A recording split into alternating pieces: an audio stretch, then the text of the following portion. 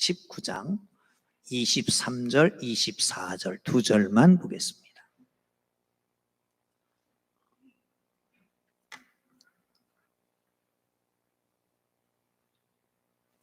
다 찾으셨으면 함께 읽습니다. 시작. 사무엘이 라마나요스로 가니라. 하나님의 영이 그에게도 임하시니 그가 라마나요스에 이르기까지 걸어가며 예언하였으며 그가 또 그의 옷을 벗고 사무엘 앞에서 예언을 하며 하루 밤낮을 벗은 몸으로 누웠더라. 그러므로 속담에 이르기를 사울도 선자 중에 있느냐 하니라. 아멘. 할렐루야. 함께 합니다. 옆에 있는 분 보고 이렇게 인사합니다. 일어나십시다. 시작. 일어납시다. 할렐루야. 할렐루야. 여러분, 오늘 설교 제목을 세우심 이렇게 잡았습니다. 뭔지 알겠죠? 감이 올 겁니다. 교회를 좀 다니다 보면 딱 와서 본문 보고 그리고 설교 제목 보면 오늘 설교는 어떻게 하겠다 대강 감이 잡히잖아요.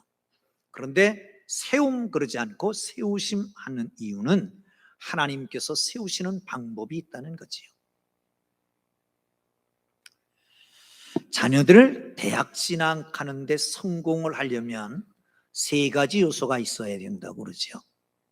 첫째는 할아버지의 재력, 두 번째는 아빠의 무관심, 세 번째는 엄마의 정보력. 그래야 대학에 들어간다고 그럽니다. 할아버지가 사교육비 정도는 담당하고 그리고 아빠는 무관심하게 내지는 나서지 말고 아는 체 하지 말고 잠잠고 있으면 되고 엄마가 정보를 수집하고 분석하고 코치해서 대학에 들어보내는 겁니다. 한 사람을 세우는 게 이게 우리가 다 들어봤던 얘기인데 그런데 이게 사실 과학적으로 증명이 됐습니다.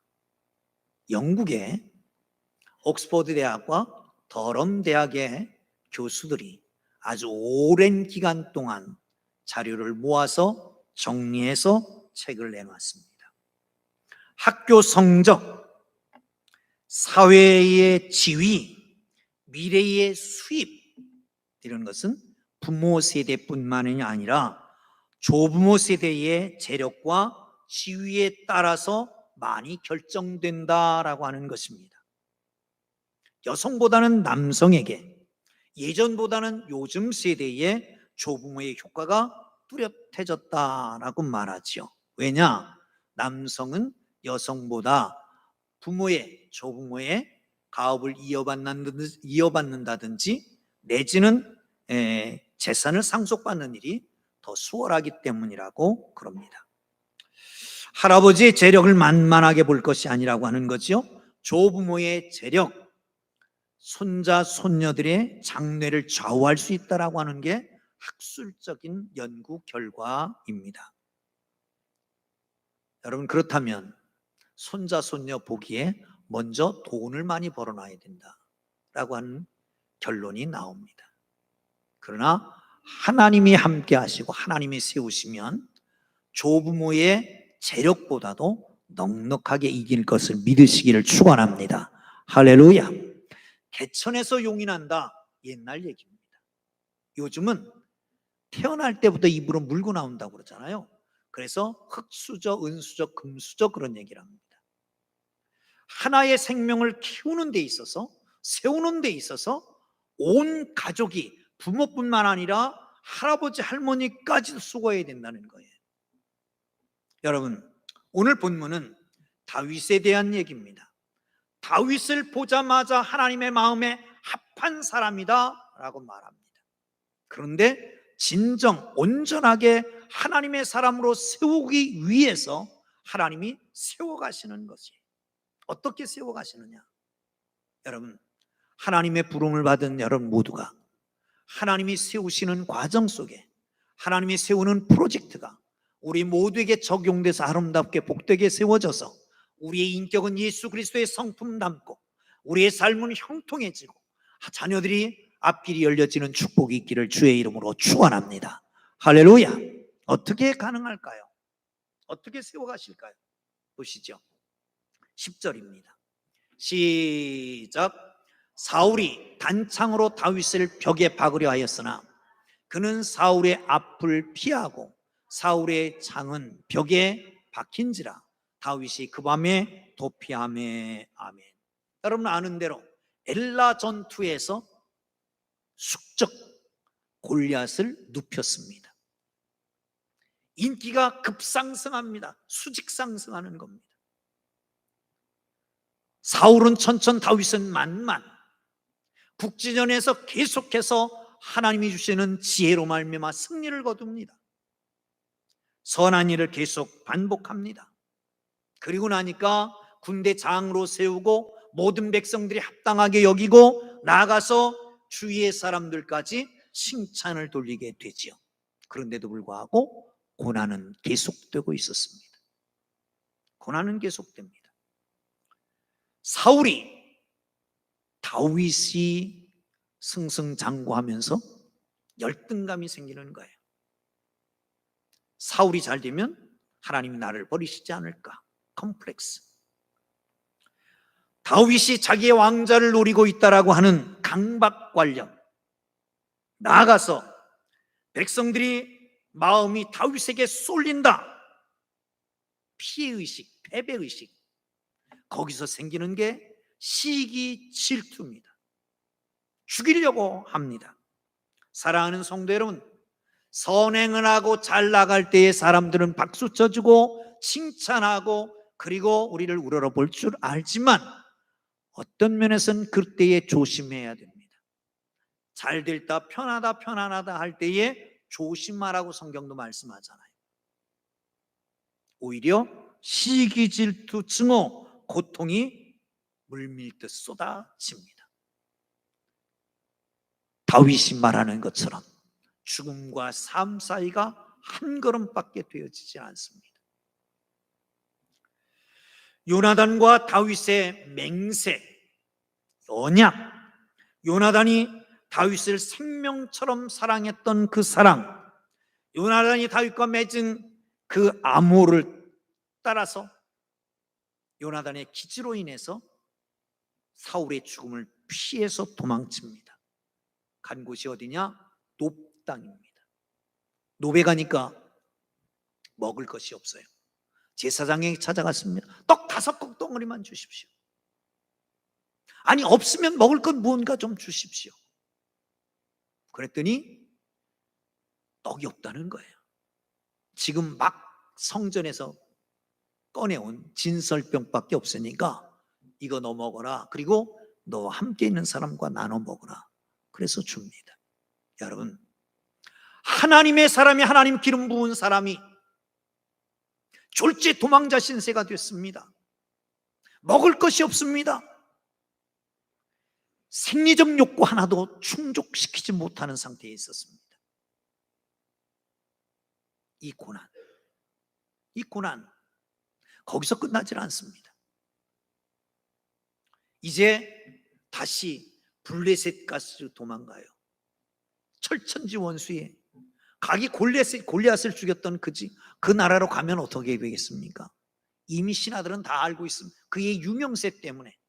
아니 저거 바로 그 아닙니까? 사울은 천천히요, 다윗은 만만히 그 다윗 아닙니까? 우리 장수 골리앗을 죽인 저 사람 아닙니까? 겁이 났습니다. 아기스 왕이 자기를 죽일 것 같아서 겁을 냅니다. 어떡하겠어요? 피해야 되니까. 침을 질질 흘리고 미친 사람처럼 대물 벅벅 끓고 손바닥이 막 더 벗어지고 그랬을 거예요. 여러분, 군대 장관이었던 사람이 졸지에 미친 사람이 돼서 대문을 벅벅 끓고 침을 질질 흘리고 있는 이 고난 어떻게 하겠습니까? 다윗의 고통이 계속됩니다. 그런데 하나님은 그 백성에게 뜻없는 의미 없는 고난당함을 허락하지 아니하십니다. 할렐루야. 할렐루야. 의미 없는 뜻없는 축복도 없지만 의미 없는 고난이 없는 것입니다. 그 순간 그것을 통해서 다윗은 연단받게 됩니다. 고난을 통해서 바로 하나님의 거룩한 뜻에 부합하고 하나님 나라의 왕으로 서서히 등극해 가는 걸 봅니다. 사랑하는 성도는 그렇습니다. 고난은 하나님께서 주관하십니다. 하나님의 백성이 당하는 고난은 그냥 끝나는 게 아닙니다. 그 고난을 통해서 하나님 하시는 일을 이루는 걸 믿으시기를 축원합니다. 할렐루야.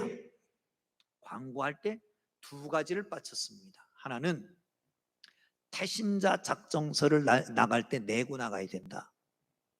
언제까지? 우리 주변에 예수 안 믿는 사람이 없을 때까지 계속할 거다. 나갈 때 내고 가십시오. 또 하나는 종이가 한 장 더 있죠. 그 종이 제가 심려를 기울여서 만든 겁니다. 이게 뭐냐? 예배를 요약한 거예요. 예배 설교를 요약한 겁니다.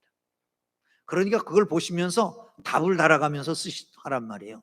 제가 목장 모임을 몇 군데 인도해 봤더니 주일 예배하고는 전혀 딴소리 하는 사람들이 많아요. 전혀 딴소리 하고 있어요. 예배 잘 드리고 있는 사람 같은데도 1, 2, 3대지 계속 그렇게 설교를 하는데 거기에 전혀 몰라요. 그래 무슨 은혜를 받겠어요? 그러니까 꼭 예배 드리면서 거기를 써가면서 답을 달아가면서 하시란 말이에요. 아시겠습니까? 지금 볼펜이 없죠? 앞으로는 볼펜 자리마다 다 놔주시길 바라고. 사랑하는 성도 여러분, 그렇습니다. 여러분, 강수진이라고 하는 사람을 아십니까? 발레리나입니다. 이 강수진 씨가 한국 국진 발레단 단장이십니다. 세계적인 발레리나였습니다. 하루아침에 된 거 아닙니다. 그가 고등학교 1학년 때에 모로코 국립 발레단에 들어가게 됩니다. 발레 학교지요. 그리고 1986년 독일 슈투트가르트 발레단에 말석 무용수로 들어갑니다. 1년 후에 솔리스트가 되고 6년 후에 주역 무용수가 됩니다. 그리고 3년이 지난 다음에 세계 최고의 무용수가 되는 거지요. 프리마 발레라고 하는 것은 시즌 공연 처음과 끝에 춤을 추는 겁니다. 마치 공연 중에 꽃이라고 하는 것이죠. 그가 얼마나 노란색을 좋아했는지 모릅니다. 그러니까 독일의 난 연구학회에서 강수진이 좋아하는 노란색으로 난을 개발해 가지고 그 이름을 강수진 난이라고 붙여줄 정도였습니다. 그가 이런 얘기를 하더라고요. 자기가 독일에서는 무슨 죄를 졌을지라도 절대로 형무소에 안 간다. 그만큼 유명한 사람이 됐습니다. 그냥 된 걸까요? 아닙니다. 연습 벌레입니다. 하루에 10시간, 어떤 때는 19시간도 연습했다고 합니다. 아까 그림을 보여드렸는데 그 사진은 발을 주목해서 보십시오. 다시 한번 보여주세요. 저게 발입니다. 발이 성할 날이 없었습니다. 부러터지고 찢어지고 갈라지고 발톱이 빠지고 토슈즈라고 그러잖아요. 발레리나가 신는 슈즈가 한 시즌이면 150켤레를 신는답니다. 지금까지 신어왔던 슈즈가 수천 켤레가 되는 거죠. 심지어는 공연을 해야 되는데 발이 너무 아픈 거예요. 그 안에다가 슈즈 안에다가 생고기를 넣고 공연을 했다고 그래요. 아침에 일어나면 온몸이 쑤신답니다. 근데 안 쑤시면 이상하대요. 내가 어제 뭘 잘못했나? 연습이 적었구나. 그렇게 하루가 시작된답니다. 그리고 그는 이런 얘기를 했습니다. 사람들은 최선을 다한다기보다는 80%의 노력을 하고 나머지 20%는 자신과 타협하고 있는 것 같다라고 말한다고 합니다. 여러분, 고통으로 세워지는 것입니다. 하나님이 우리에게 고통당하게 하시는 것은, 아니 하나님의 거룩한 하나님의 백성들이, 아니 하나님의 사랑하는 사람들이, 하나님이 당신의 아들을 주고 바꾼 귀한 존재들이 고통당하는 것을 그냥 보고 계시는 거 아니잖아요. 그러면 왜 고통을 당하게 하시겠습니까? 하나님 우리를 세우는 하나님의 프로젝트 가운데 있는 것을 믿으시기를 축원합니다. 금세공업자에게 성자 한 분이 물었습니다. 형제님, 순금이 된 금을 어떻게 판단합니까? 불순물을 제거합니다. 계속 불을 가해서 불순물을 제거하고 불순물을 제거하고 불순물을 제거하면 언젠가 막이 씌워지고 그 위에 내 얼굴이 정확하게 보입니다. 그게 순금이 됐다는 증거입니다. 사랑하는 성도 여러분, 우리의 마음에, 우리의 생각에, 우리의 행동에, 우리의 말에 불순물이 껴있으면 하나님의 형상이 내 속에서 보이질 않는 거예요. 그러니까 계속 연단하는 거예요. 그거 해서 뭐 하려고?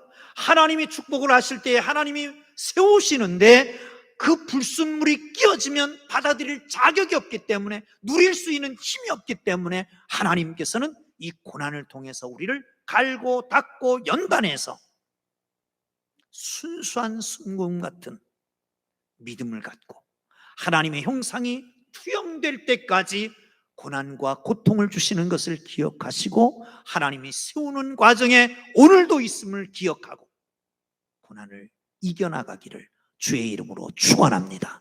할렐루야, 할렐루야. 12절을 보겠습니다. 시작. 미갈이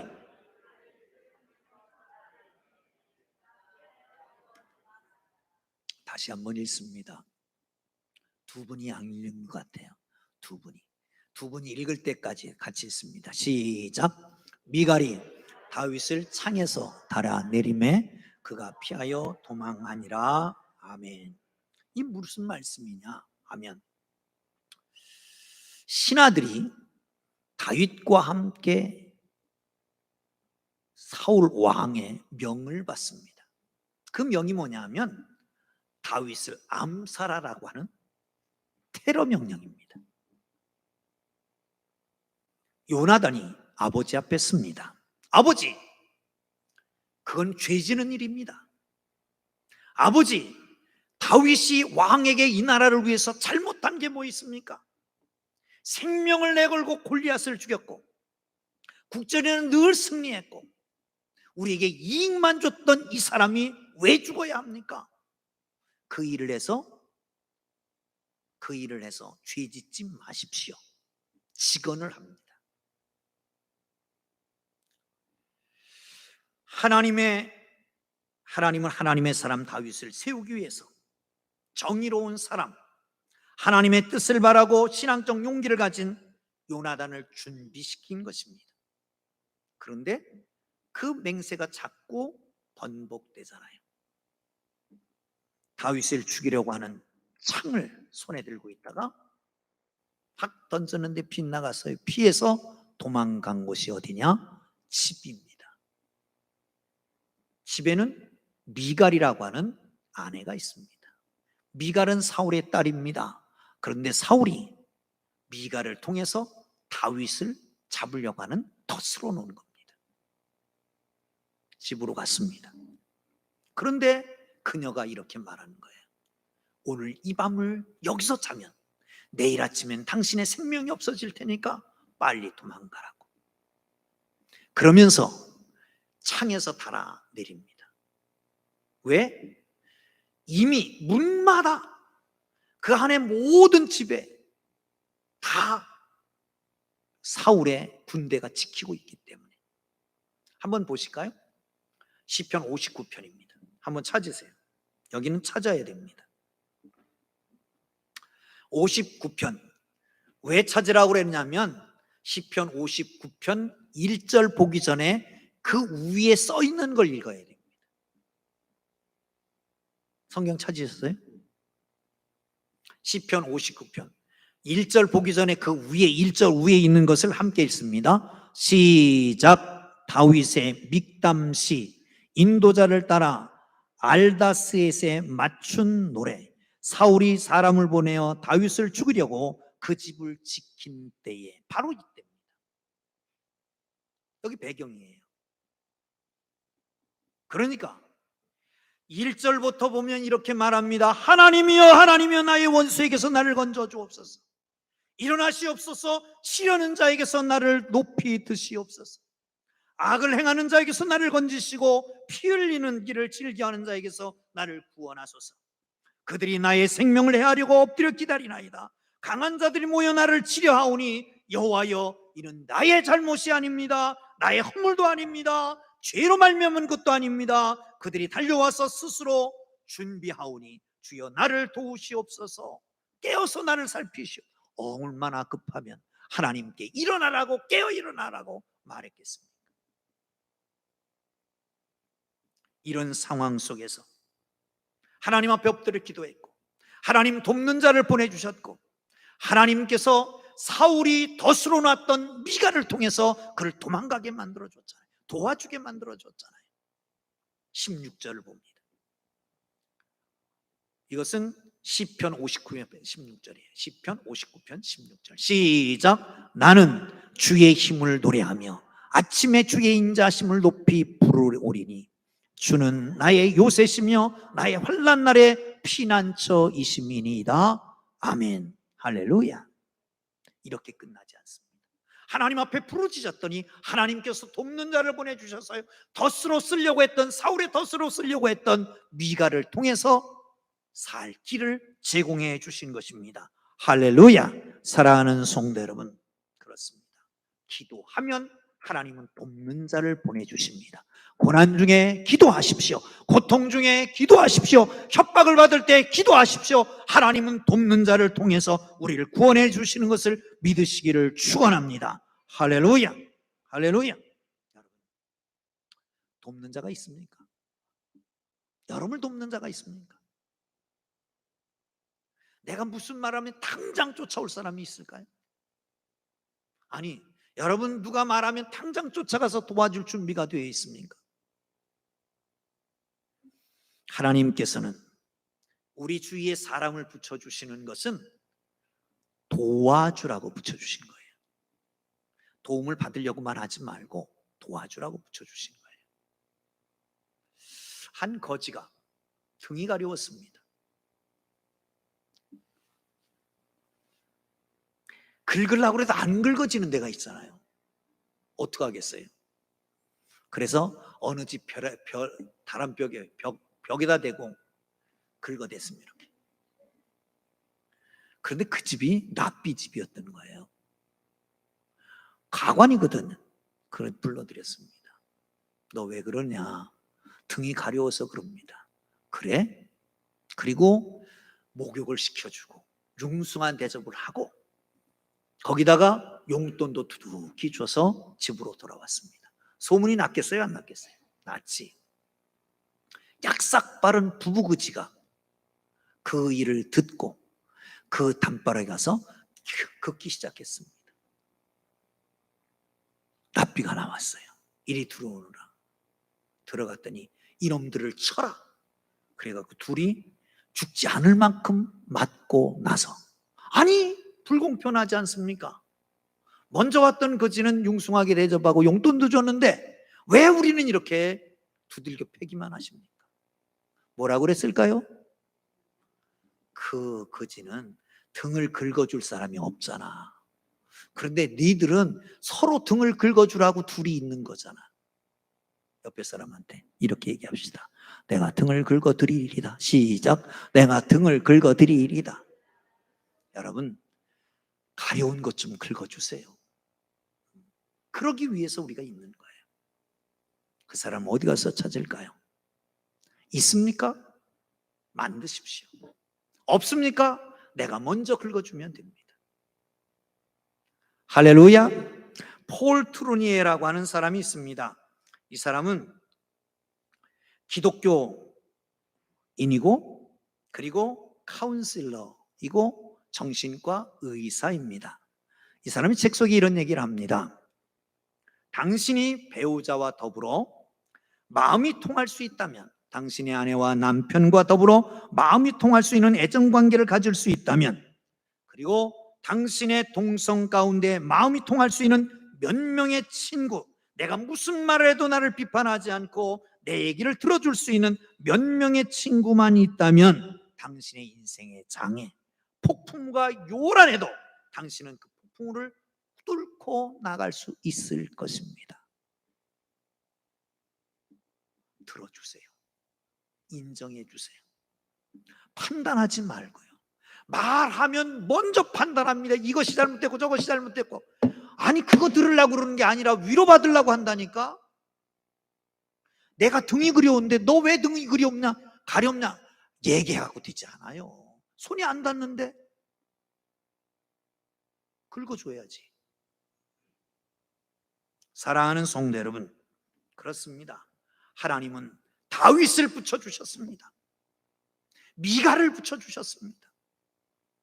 놋땅에 제사장을 붙여주셔서 그를 돕게 만드셨습니다. 사랑하는 성도 여러분, 우리가 함께 있는 것은 도우라고 하는 거예요. 함께 있는 것. 여러분, 정말 사랑하는 사람이 있습니까? 정말 마음이 통하는 사람이 있습니까? 무슨 말을 하면 같이 기도해 줄 사람이 있습니까? 같이 울어줄 사람이 있습니까? 같이 문제를 생각하며 같이 고침해 줄 수 있는 사람이 있습니까? 그 사람이 필요한 겁니다. 어디에? 디모데후서 2장 22절에 보면 선한 마음으로 하나님을 경외하는 자들과 함께 하라고 말씀합니다. 어디 있습니까? 판단하지 마세요. 도토리 기재기야 그러지 말고 그냥 말 들어주고 위로하고 격려하고 축복하고 이러기 위해서 우리가 있는 거예요. 가장 큰 집회에 있는 게 아니라 목장에 있는 거예요. 목장에. 그래서 목장 모임이 중요한 겁니다. 여러분, 가장 힘들 때는 언제일까요? 내가 어려움 당했을 때, 수상이 났을 때, 병원에 입원했을 때, 이럴 때. 고민을 하는데 누구와도 얘기할 수 없을 때. 근데 제일 먼저 달려올 사람, 제일 먼저 기도해 줄 사람, 제일 먼저 전화해 줄 사람, 연락해서 나를 위해서 기도해 달라고 할 사람, 누굴까요? 목장문이에요. 이 목장의 아름다움이 우리 교회에서 정말 꽃피고 아름답게 열매 맺혀지는 축복이 있기를 주의 이름으로 축원합니다. 관심사가 같은 또래 집단에 하나님 앞에 정말 좋은 목장 주신 것 감사하고, 목장을 통해서 주님의 놀라운 역사가 나타나서 이렇게 아름다운 교제가 이루어지기를 주의 이름으로 축원합니다. 하나님 우리를 세우기 위해서 목장을 주신 것이다. 세 번째, 23절입니다. 23절 시작.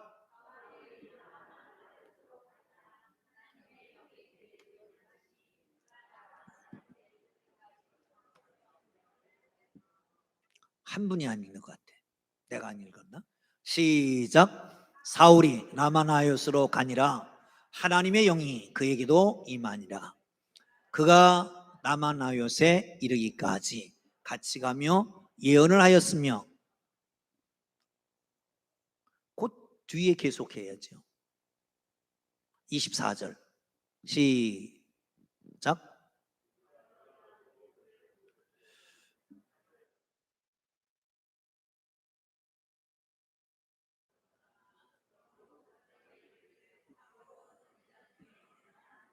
아멘. 할렐루야. 미갈이 기지를 발휘합니다. 우상을 놓고, 침상에다 우상을 놓고 염소 털로 엮은 것을 머리로 만들고 이불을 덮어놨습니다. 그리고 시간을 벌다가 다윗을 도망가게 합니다. 갈 곳이 어디 있어요? 기세등등한 전권을 쥐고 있는 사울 왕 앞에 어디로 도망가겠습니까? 생각해낸 것이 자기의 머리에 기름 부었던 사무엘을 찾아갑니다. 사무엘은 낙향에서 자기 고향 라마나요스에서 후배들을 양성하고 있었습니다. 거기 숨어 있는 거예요. 그러니까 사울이 그것도 알아요. 보고를 하니까. 그거 다 고자질하는 사람이 있으니까 자객을 보냅니다. 그런데 거기 들어갔더니 선지생도들이 다 예언을 하고 거기에 수장이 바로 사무엘이라고 하는 것을 알고 황홀경에 빠져서 다 예언하고 난리가 났습니다. 또 한 번 보냈습니다. 그도 마찬가지입니다. 세 번째는 자기가 갑니다. 그런데 자기가 가면서 하나님의 영이 임해가지고 예언도 하고 하루 종일 발개 먹고 들어눠서 예언하고 있었단 말이죠. 정말 싸나운 그가, 맹수 같은 그가 양같이 온순하게 변했습니다. 그 틈에 다윗이 도망을 치는 거예요. 하나님이 직접 개입하시는 거죠. 사랑하는 성도 여러분, 그렇습니다. 하나님께서는 하나님의 사람을 그냥 두지 않습니다. 때로는 고난을 통해서 역경을 통해서 세워가시든지 사람을 보내서 세워가시기도 합니다.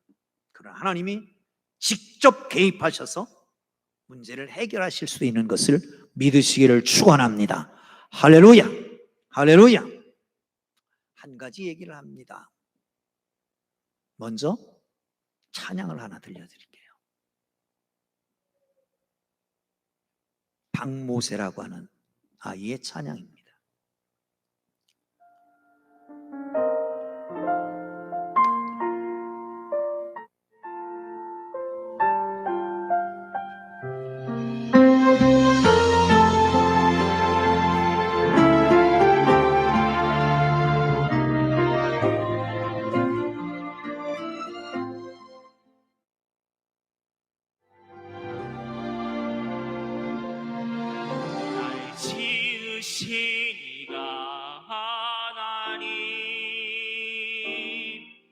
나를 부르시니가 하나님, 나를 보시리로 하나님, 나의 나 된 것은 다 하나님 은혜라. 나의 달려갈 길 다가도록 나의 마지막 다하도록 나로 그 십자가 품게 하시니 나의 나 된 것은 다 하나님 은혜라. 여기까지만 할까요? 여러분, 누군지 아시겠습니까? 이름은 박모세. 2013년 평창 동계 스페셜 올림픽 때에 애국가를 노래했던 아이입니다. 건강하게 보이시나요? 어떻게 보셨습니까? 그 이후에 거기 모였던 4,000명이 운집한 가운데 감동을 받고, 아니 전 세계로 방영됐기 때문에 그 사람들이 그 감동을 받았습니다. 그 이후에는 미국 12개 주를 순회하면서 희망의 메시지를 전했던 사람, 박모세입니다. 이 아이는 태중에 있을 때에 뒷머리뼈가 없어서 뇌의 대부분이 흘러나왔습니다. 생후 3개월에 90%의 뇌를 절단하게 됐습니다. 수술 담당 의사가 이렇게 얘기합니다. 뇌의 대부분을 잘라냈기 때문에 듣는 것, 말하는 것, 보는 것이 불가능합니다. 장애가 너무 심해서 살 수 없을 것입니다. 절망적인 말을 듣습니다. 그러나 어머니는 한가닥에 희망을 버리지 않고 모세의 뇌를 4차 수술을 하게 되지요. 생명을 유지할 수 있었습니다. 10%밖에 남아있지 않은 모세의 뇌의 반응을 보려고 입으로 문을 쾅 닫고 큰 소리를 지르고 발로 차봤지만 전혀 반응을 하지를 않습니다. 그러나 그 어머니 조영애 집사는 희망의 줄을 가지고 이름을 기적을 만들어 달라고 모세라고 하는 이름을 지었습니다. 찬송을 끊임없이 불러줬습니다.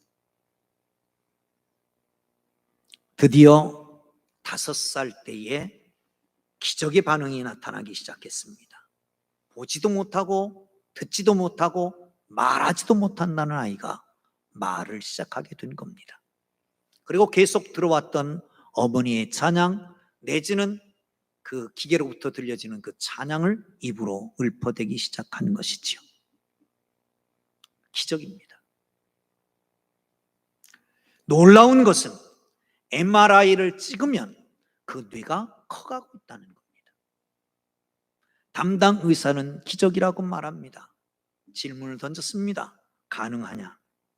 의학적으로 뇌가 자란다고 하는 것이 가능하냐? 있을 수 있느냐? 절대로 있을 수 없다는 거지요. 기적입니다. 하나님 앞에 기도했던 조영애 집사의 기도를 응답하시고 하나님이 직접 개입하셔서 만들어낸 박모세, 하나님이 세우시는 놀라운 프로젝트가 이루어지게 되는 것입니다. 사랑하는 성도 여러분, 하나님은 하나님의 백성을 세우시는 프로젝트를 오늘도 계속하시는 걸 믿으시기를 축원합니다. 그 프로젝트는 어떤 때는 고난과 고통이라고 하는 것으로 우리에게 주어질 수도 있습니다. 어떤 때는 때로는 사람을 통해서 우리에게 주어질 수도 있는 것입니다. 때로는 하나님이 직접 개입하셔서 하나님의 사람을 세우시는 것을 믿으시기를 축원합니다. 할렐루야.